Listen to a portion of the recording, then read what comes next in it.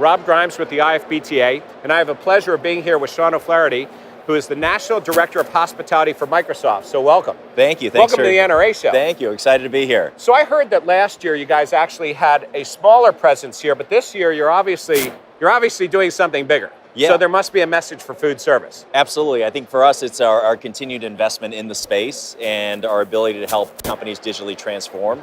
And we think, we always thought restaurant industry is extremely important to us, and we're investing more time, energy, and money into it. So are you doing it directly or are you doing it indirectly? I mean, you have the channel partners, Right. obviously, right? But is there a direct investment where you're working directly with food service operators as well? I think in general, Microsoft is a platform company, so we're empowering organizations to do more, and then our ecosystem of partners, we built that out and considerably built that out over time. So in our booth here today, you'll have some first-party products with, as an example, Bing, which is one Microsoft. We have Bing bots. Everybody knows what Bing is. Yeah, so we have sorry, Bing bots. so what's Bing doing here? Bing is here introducing a new bot framework, which is all around conversation as a platform, which is basically this next revolution in the restaurant, hotel, airline space we're pushing. So are you looking at that as a bot for consumers to help them to make the right selections and point them in the right direction? Yeah, so the mundane tasks or the mundane consumer questions that they have, they just want them answered right away. Right. So that ability to go on Bing,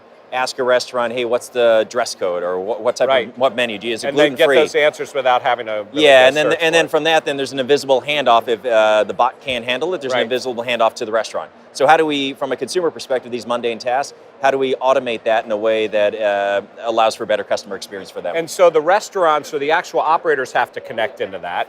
So they're providing the information, or at least you're making sure that their digital presence provides that. Yeah, so their website that people are going to, basically the bot framework is on top of it. The intelligence is embedded in the existing systems that they have. Okay, so I get Bing, so what else do we have? We have Sprinkler, which is Microsoft Sprinkler, Hitachi Solutions, Dynamic CRM. Sprinkler is more around the social media engagement. Right. Another partner of ours. We have Bun, who does IoT in the coffee space. Coffee, right. Fantastic. Okay, so wait a minute, so how's that work? I mean, you obviously did a connection with a equipment manufacturer. So okay, so IoT in the coffee space for Bun. What does that mean? So that means and we do this in all different verticals, right. But on a coffee machine, it understands exactly predictive maintenance on the coffee machine.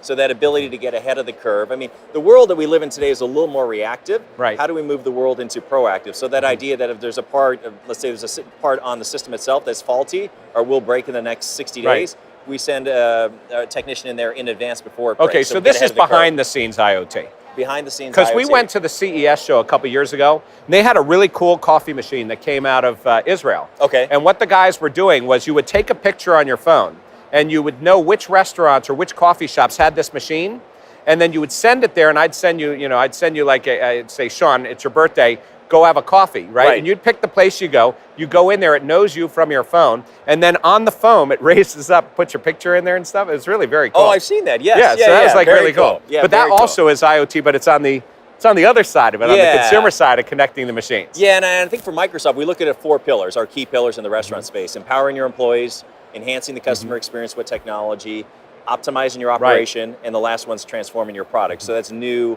products, which is like the bot frame network. And then how does voice play into this world? How does voice play into the drive-through? Exactly. So in having a digital assistant, in addition to the person taking the order, we're allowed to mesh the orders together to increase the to decrease the error rate from an overall perspective, and also drive a faster drive-through time for USR space. Okay. Now, I was walking in your booth. I saw you're also doing something for employee productivity. Correct. So what's that about? So it's an exciting new product. I mean, when you think of Office 365, the Microsoft platform, everyone thinks of PowerPoint, Excel. Right. So what have we created for the deskless worker, the worker in the field? Right. So we've created a new product just launched in January called Staff Hub. Okay. And Staff Hub is, and what we have found in the marketplace is employees are managing their schedule outside the enterprise. So they're trading schedules on Facebook. So how do you bring it into the enterprise? So are they paying for this? Security? Is the employee paying for it? No, so it's an app you download as part of the overall framework. It's called Staff Hub, so it provides schedule management, that ability to message one-to-one, one-to-many, and then also content is delivered down from, let's say, your management group to help train you. But the assumption there would be that the employees would be connected on the Microsoft platform in general. In general, in order to be able to use it, right? Yes, so you are getting some sort of fee or payment somewhere, right? Yeah, so 'Cause you're- it's extending what they already have around Right. email and Office, and extending that to the mobile space. And how do we help facilitate the employee to feel more empowered, more Right. part of their organization, and that ability to communicate? Where today, they're kind of leaving their world outside, which they're very very connected, and then they're coming into the restaurant space, and in some cases, it's frozen. Now, you besides apps, besides the individual apps, the partnerships and things you're doing there, you do partnerships with operating companies as well. I mean, you bring your technology forward. You help them to figure out what the next generation of online ordering might be, or customer engagement as well. Right. I mean, how does that all work where you have a relationship or an alliance with somebody? Well, for us, for Microsoft, it's an ecosystem. We're constantly building based on the entire customer Right. journey, both front end and then the operations on the back end. We're looking at each in a very granular level and determining what partners are the best and what partners are really disruptive in the Right. space. And then we're embedding Microsoft technology on top of that. Right. From what they already have, to make sure that they're enterprise grade, and number two, that they have the best and brightest of the Microsoft Right. products. Whether it's artificial intelligence, whether it's the bot framework, how does that fit in on how do bots fit in on the operation side, in addition to how bots fit on the consumer side? And it drives productivity and Right. it drives operational And you do efficiency. consulting on those things as well with some of these companies who have their own development shops, right? Yeah, we have a Microsoft Consulting Services Right. division that works with them directly. But Okay. the ecosystem of our partner and our platform and our industry focus in the restaurant space, continues to drive more innovation in the space. Now, a number of years ago, we were talking about sort of Microsoft's presence in food service, right? So a number of years ago, Microsoft, really stood on its own and had a lot of its own products. Now you work through the partners. Now you're coming back in with individual apps like the scheduling, which is a very interesting, thought to connect, the employees in there. Are there very specific food service industry apps that you guys are focused on now?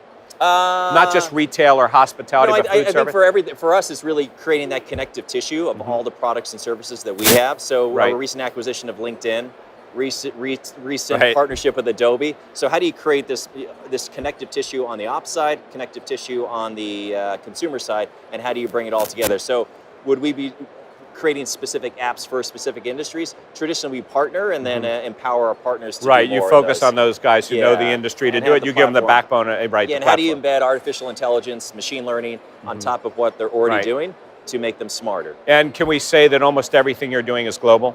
Everything we're doing is global. All right, so Yeah. now when we met, you told me that you handled the U.S. hospitality industry, which is defined as, did you say travel in there too? You said Hospitality and travel. hospitality and travel. Hotels, okay, all right. airlines, okay, all right. restaurants, So that's yeah. even better, right? So we have the hotel industry, we've got food service, which Yeah. is a segment, right? And then you have travel.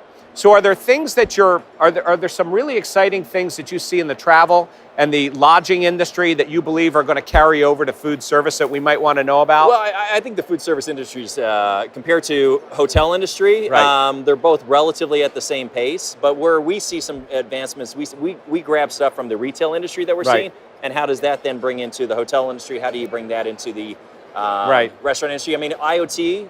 We're doing in the airline space around planes that are flying on engines 30,000 feet in the air. Right. We're doing IoT up there. We should be able to do IoT in the Sure. kitchen. So do you expect that some of the providers that are in those industry verticals will start developing now in the food service vertical? Yeah, I think the technology and the platform they have, and so for moving them from a retail vertical into the restaurant vertical of food services, the platform's there. Right. They've embedded solutions on top of it, and it drives operational efficiency, but it also can drive new revenue. Right.